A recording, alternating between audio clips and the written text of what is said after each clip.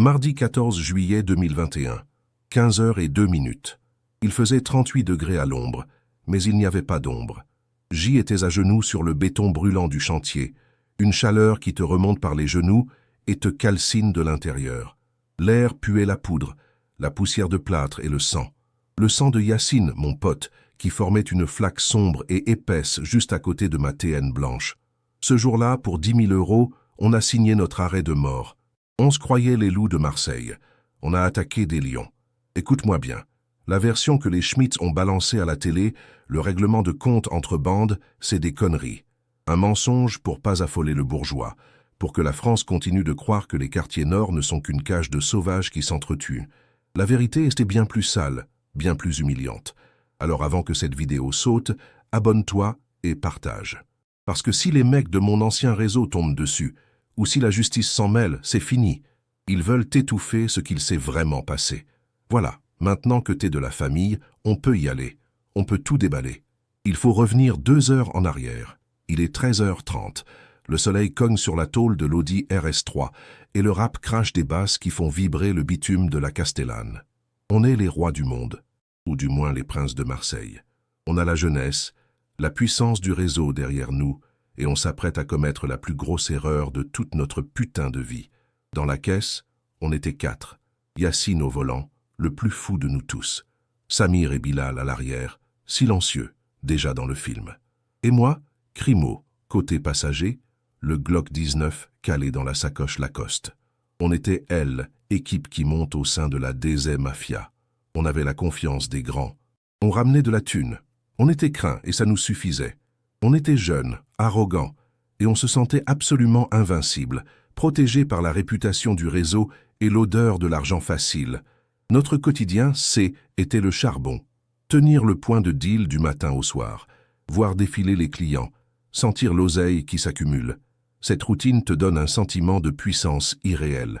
Tu te sens au-dessus des lois, au-dessus des gens normaux qui se lèvent pour un SMIC. Chaque voiture qui ralentit, chaque regard baissé dans la cité, c'est une victoire. On était persuadés que la ville nous appartenait, que chaque recoin de bitume était notre terrain de jeu et que personne n'oserait jamais contester notre autorité. La Agra C était notre carburant. L'arrogance, le besoin de rabaisser l'autre pour se sentir exister. Ça se voyait dans notre façon de marcher, nos survêtements de l'OM impeccables, nos TN requins qui n'avaient jamais connu la boue. C était une armure, une déclaration de guerre permanente au monde extérieur. On ne respectait rien ni personne en dehors de notre propre hiérarchie. C était une mentalité de prédateur. Soit tu manges, soit tu te fais manger. Et nous, on avait décidé qu'on aurait toujours faim. La mission du jour était tombée comme un fruit mûr. Un des grands nous avait convoqués. Il y avait un petit chantier vers le Merlan, en bordure de l'autoroute A7. Le patron, un étranger, faisait le malin et refusait de payer la taxe de protection. Une formalité pour nous. Le grand nous a dit « Allez lui rafraîchir la mémoire. Une petite pression, un truc facile. Montrez-lui qui commande ici. » Pour nous, était une mission de routine, presque une distraction dans la chaleur de l'après-midi. On a pris ça comme une sortie. Pas de stress. Aucune appréhension. Dans nos têtes, le scénario était déjà écrit. On allait arriver, faire les méchants. Peut-être casser 1 ou 2 palettes pour le décor, et le mec allait sortir une liasse de billets en tremblant. Était ça, la justice du quartier. Une taxe sur la peur. On n'imaginait même pas une seconde qu'il puisse y avoir une quelconque résistance. On partait au combat contre un fantôme, un civil, un Gaulois, qui ne connaissait rien à nos codes. Le trajet s'est fait dans la bonne humeur, musique à fond. Les fenêtres baissées pour que tout le monde voit bien la RS3 Grinardo. Était une parade.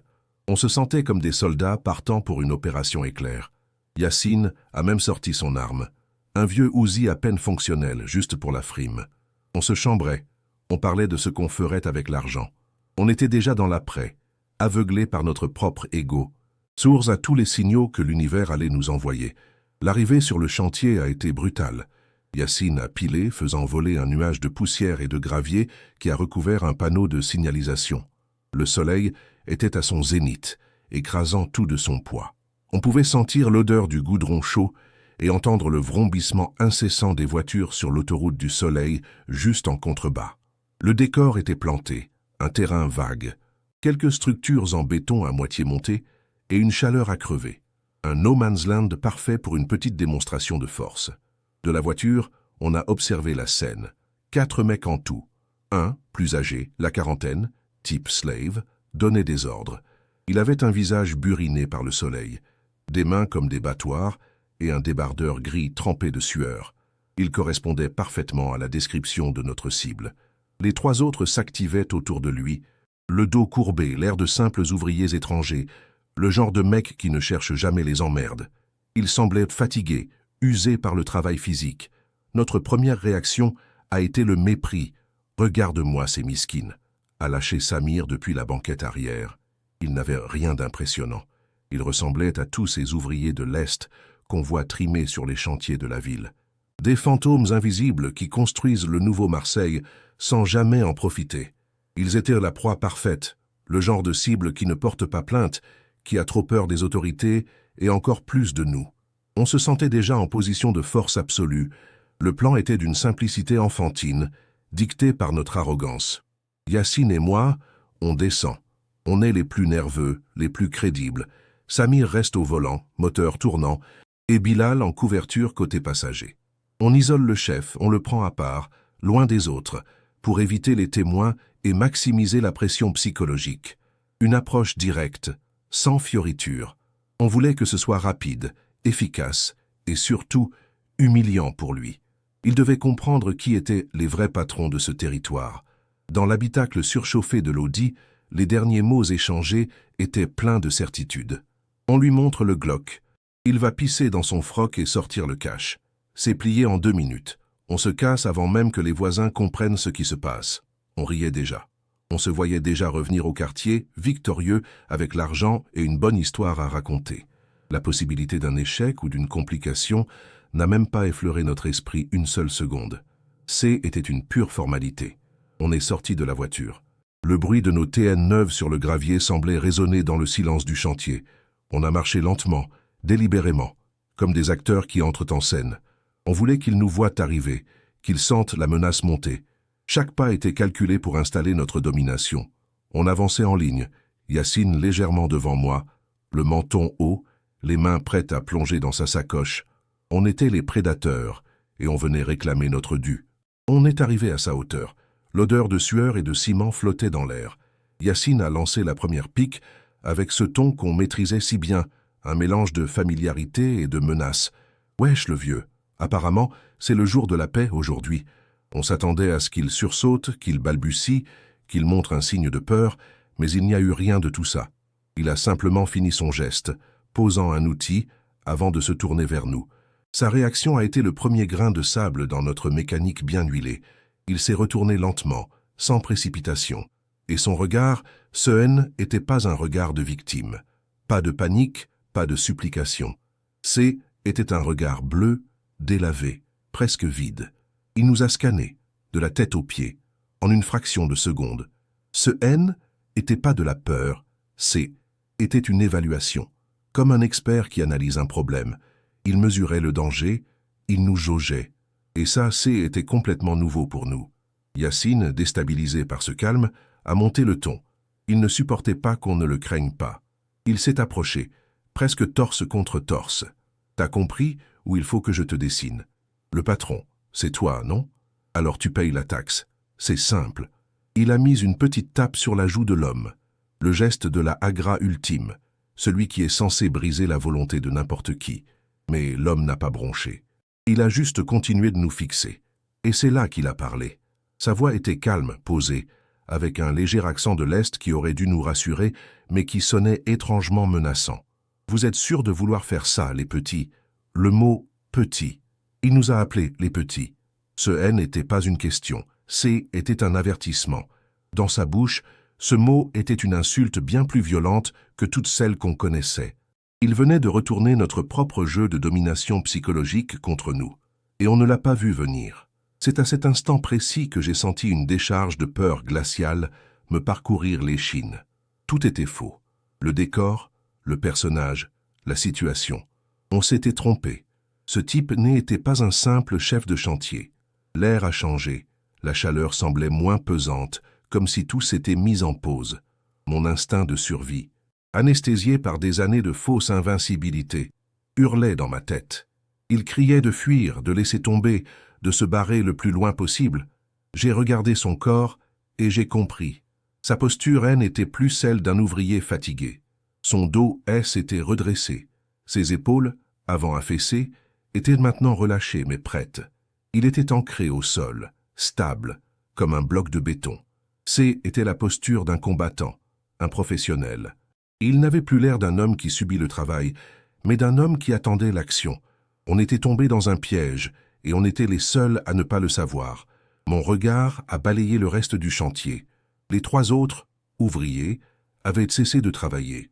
Ils ne nous regardaient même pas directement, mais ils avaient changé de position.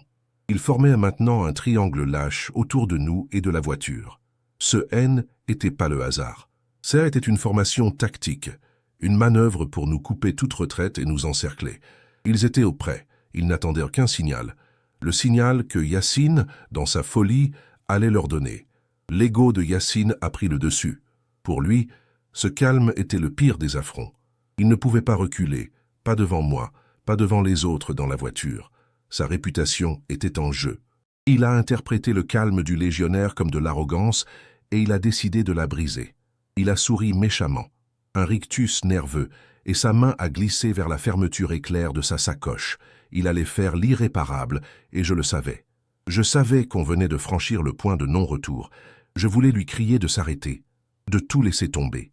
Qu'est-ce qu'on foutait là pour 10 000 €? La somme me paraissait ridicule, maintenant. Mais les mots sont restés coincés dans ma gorge. La peur me paralysait.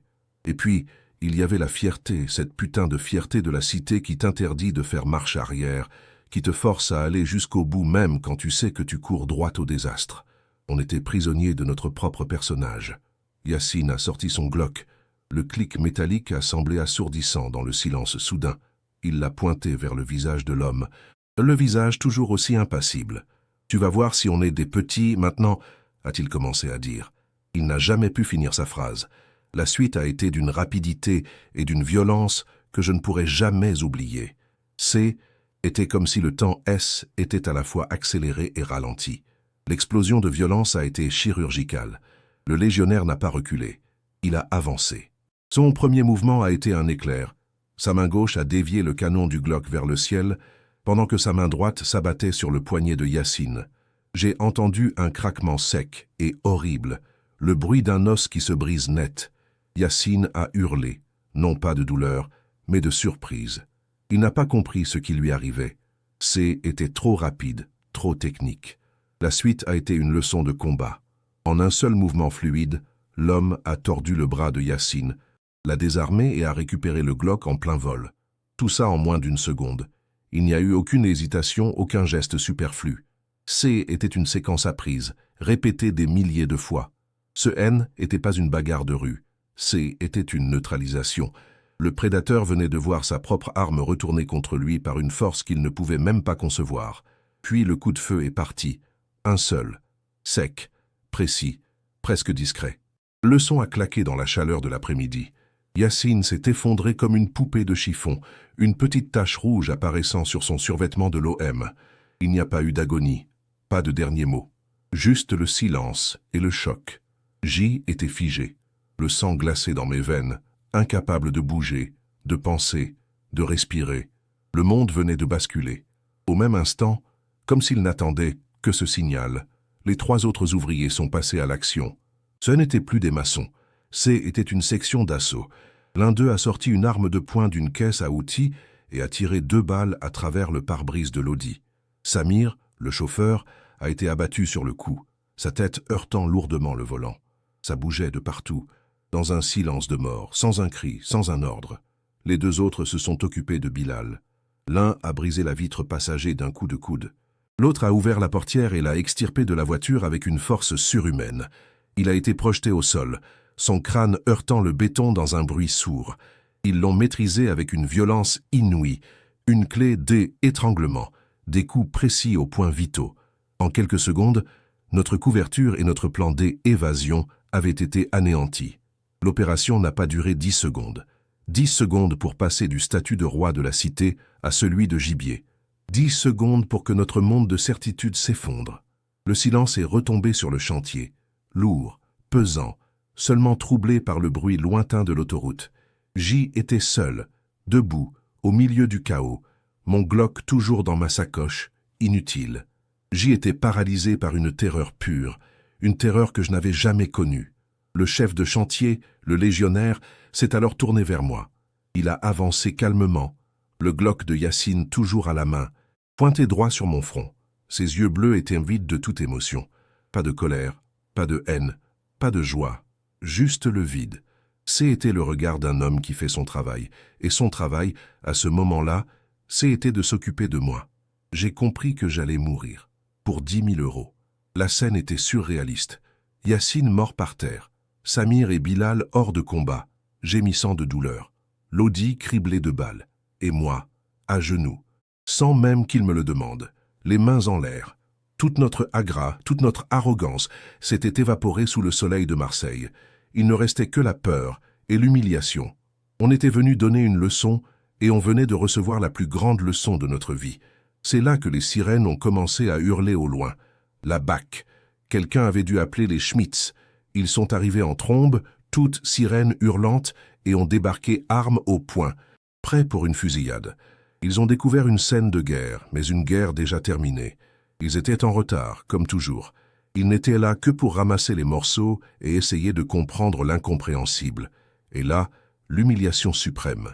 Le légionnaire, d'un calme olympien, a éjecté le chargeur du Glock, l'a laissé tomber au sol, puis a posé l'arme vide à côté. Il a levé les mains en l'air, bien en évidence, et a attendu les flics. Quand ils sont arrivés à sa hauteur, il leur a dit d'une voix neutre, sans aucune trace d'émotion, « Légitime défense. Ces jeunes gens ont eu un accident de travail. » La phrase a résonné dans ma tête comme le glas. Les flics de la BAC, même eux, ont compris. Ils ne sont pas idiots. En voyant la précision des tirs, la coordination de la scène, les corps de mes amis neutralisés avec une efficacité militaire, ils ont su qu'ils n'avaient pas affaire à un simple règlement de compte entre amateurs. Ils ont vu les 4 hommes, calmes, professionnels, et ils ont compris qu'ils avaient mis les pieds dans quelque chose qui les dépassait. Ils n'ont pas posé de questions. On m'a jeté au sol, le visage dans la poussière chaude et le gravier. Les menottes se sont refermées sur mes poignets. Humilié, brisé, sous le regard glacial du légionnaire qui n'a pas scié une seule fois. J'y étais un trophée de chasse, la preuve vivante de leur victoire totale et absolue. En partant dans la voiture de police, j'ai vu les 4 hommes discuter tranquillement avec le chef de la patrouille. Ils étaient déjà en train de refermer la page, de nettoyer leur accident de travail. Aujourd'hui, ça fait 3 ans que je suis enfermé au Baumette. 3 ans que je repasse cette scène dans ma tête, chaque jour, chaque nuit. Je suis seul. La cellule est petite. L'odeur est immonde. Et le temps s'écoule avec une lenteur infinie. Dehors, la vie continue. Marseille continue de brûler sous le soleil. Mais pour moi, tout s'est arrêté ce mardi 14 juillet 2021 à 15h02. Je suis un paria, un poukia pour certains, un lâche pour d'autres. La DZ Mafia m'a renié. L'humiliation a été trop grande. On a fait honte au réseau, on a montré une faiblesse impardonnable. En prison, je dois constamment regarder par-dessus mon épaule. Les amis d'hier sont les ennemis d'aujourd'hui. J'ai perdu ma famille, mes amis, ma liberté et mon honneur, le tout en moins de 10 secondes sur un chantier poussiéreux. On passait notre temps à jouer aux gangsters. On avait les codes, les vêtements, les armes. On se prenait pour les personnages des films qu'on regardait en boucle. On pensait que la violence était un jeu, un outil pour imposer notre volonté. Ce jour-là, on a rencontré de vrais soldats, des hommes pour qui la violence n'est pas une posture, mais une science. Une compétence affûtée par des années d'entraînement et de vraies guerres. La rue, ce n'est pas un film. Il n'y a pas de deuxième prise. Il y a toujours un prédateur plus gros, plus silencieux et plus dangereux que toi qui attend dans l'ombre. On était les caïds de notre petite jungle de béton, mais on a oublié qu'il existait d'autres jungles, bien plus sauvages. Mardi 14 juillet 2021, 15h02. Il faisait 38 degrés à l'ombre, mais il n'y avait pas d'ombre. J était à genoux sur le béton brûlant du chantier, une chaleur qui te remonte par les genoux et te calcine de l'intérieur. L'air puait la poudre, la poussière de plâtre et le sang.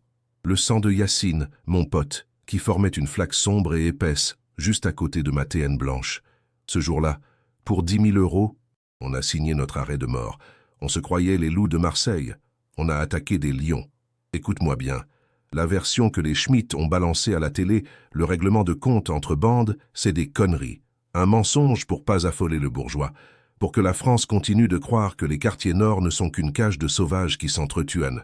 La vérité est bien plus sale, bien plus humiliante. Alors avant que cette vidéo saute, abonne-toi et partage. Parce que si les mecs de mon ancien réseau tombent dessus, ou si la justice s'en mêle, c'est fini. Ils veulent étouffer ce qu'il s'est vraiment passé. Voilà, maintenant que t'es de la famille, on peut y aller. On peut tout déballer. Il faut revenir 2 heures en arrière. Il est 13h30.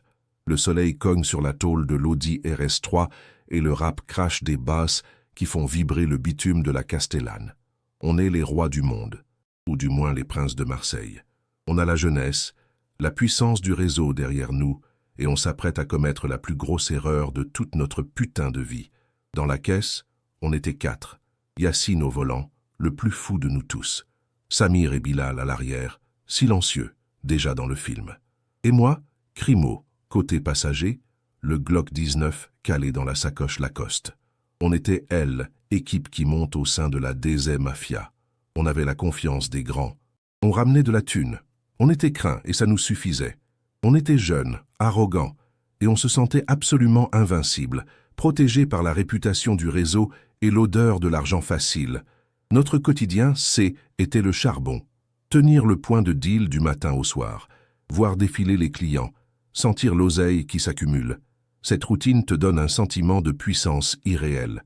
Tu te sens au-dessus des lois, au-dessus des gens normaux qui se lèvent pour un SMIC. Chaque voiture qui ralentit, chaque regard baissé dans la cité, c'est une victoire. On était persuadés que la ville nous appartenait, que chaque recoin de bitume était notre terrain de jeu et que personne n'oserait jamais contester notre autorité. La agracée était notre carburant. L'arrogance, le besoin de rabaisser l'autre pour se sentir exister.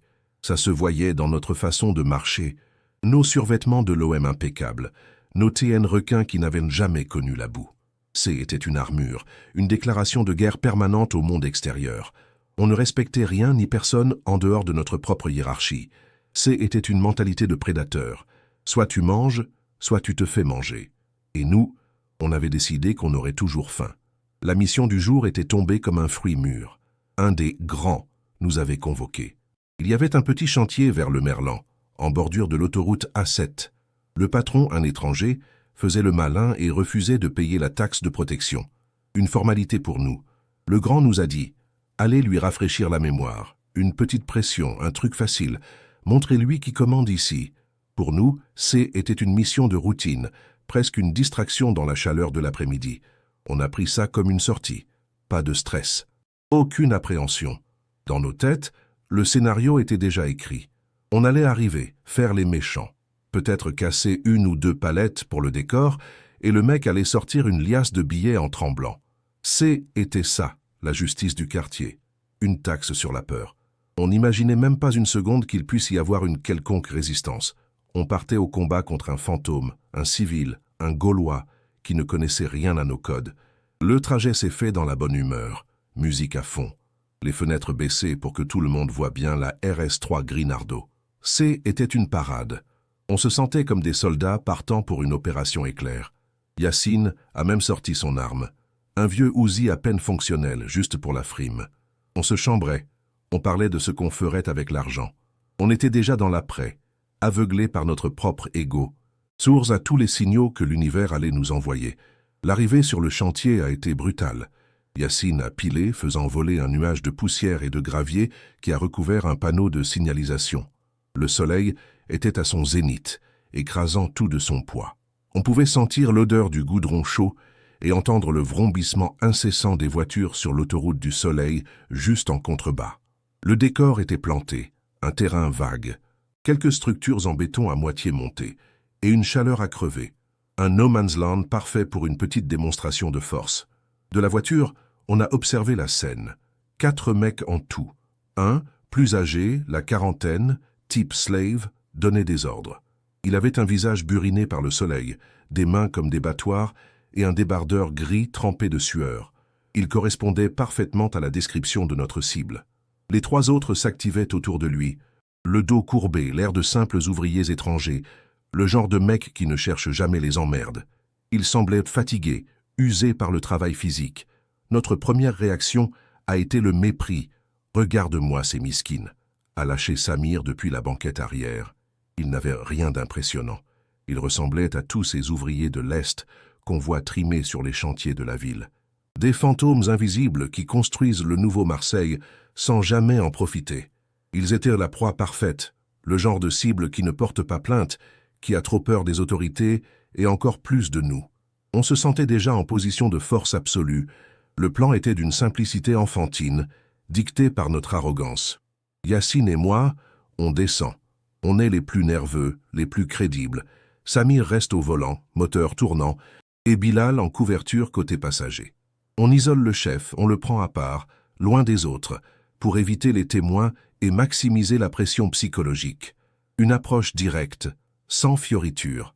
On voulait que ce soit rapide, efficace et surtout humiliant pour lui.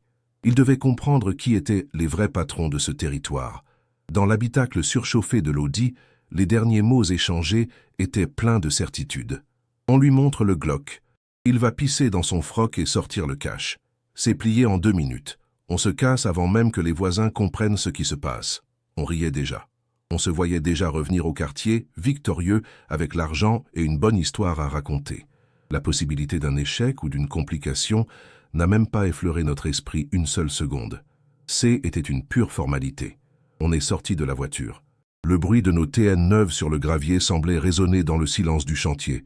On a marché lentement, délibérément, comme des acteurs qui entrent en scène.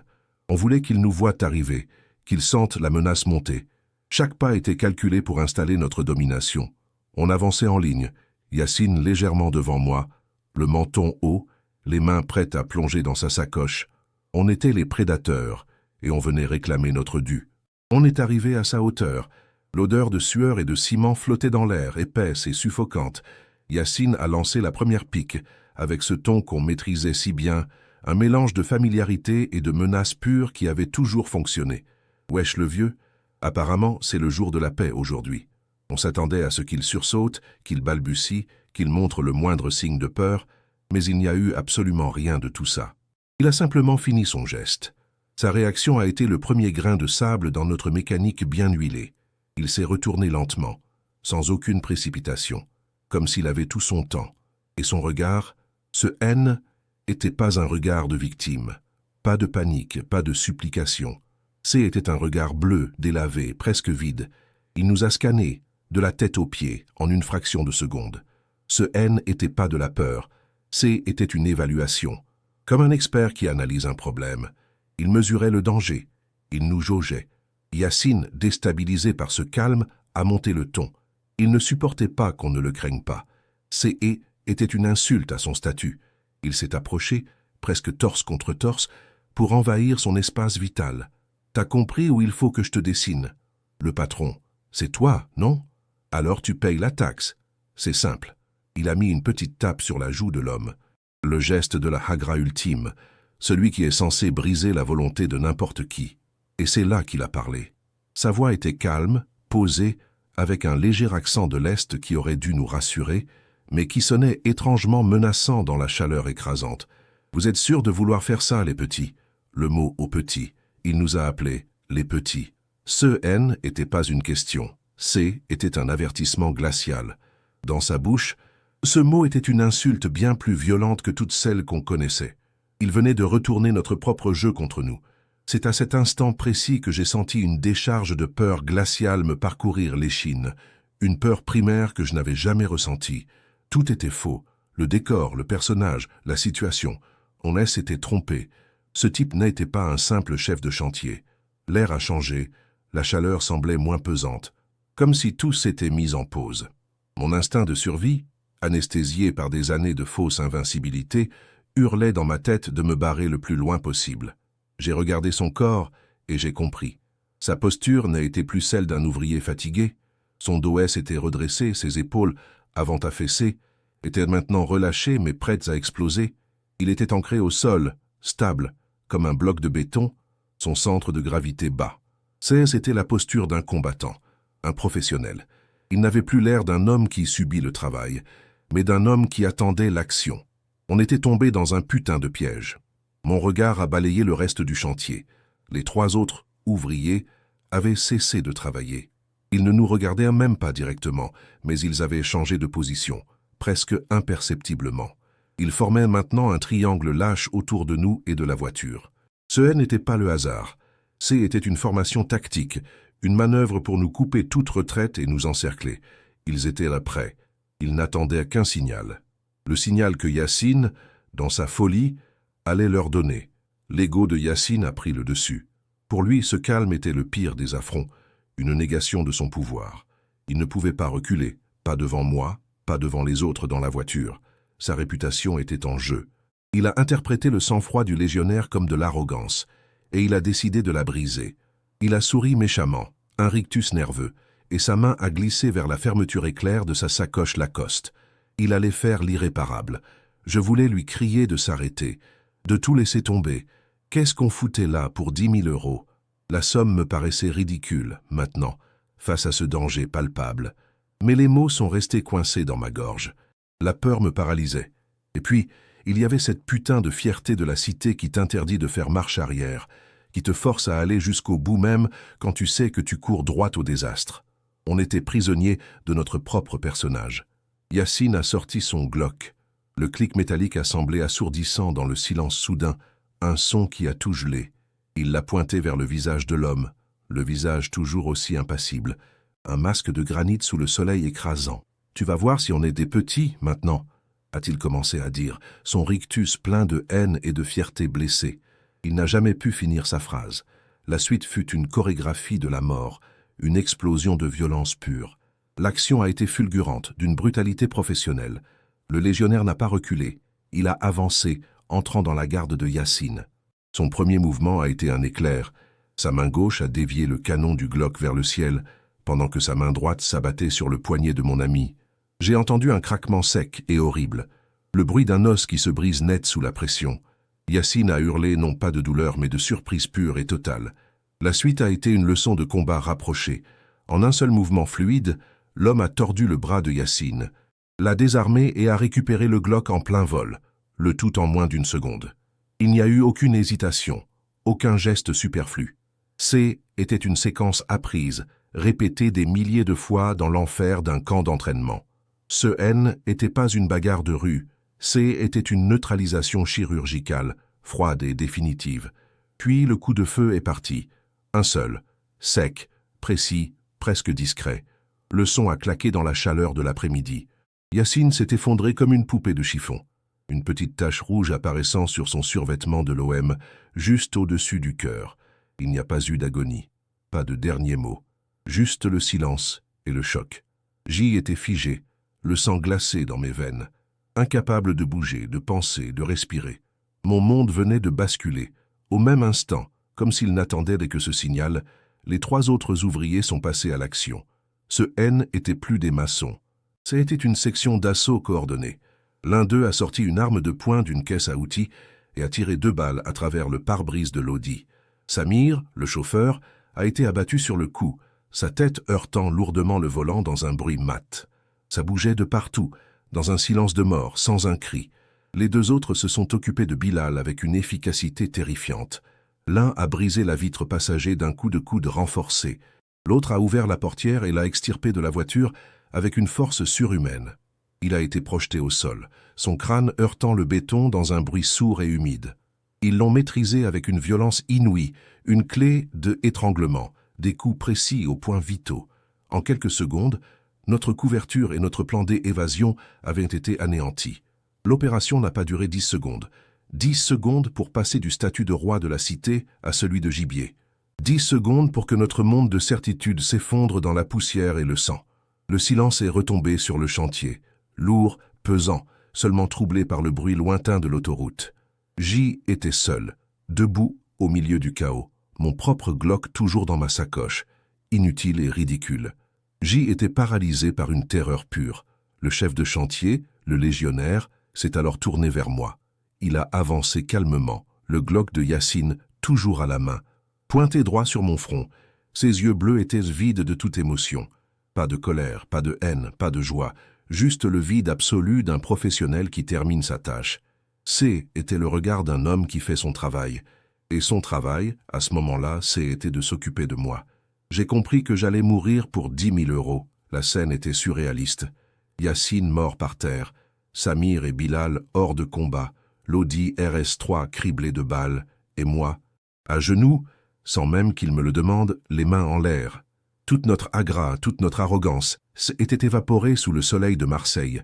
Il ne restait que la peur et l'humiliation la plus totale.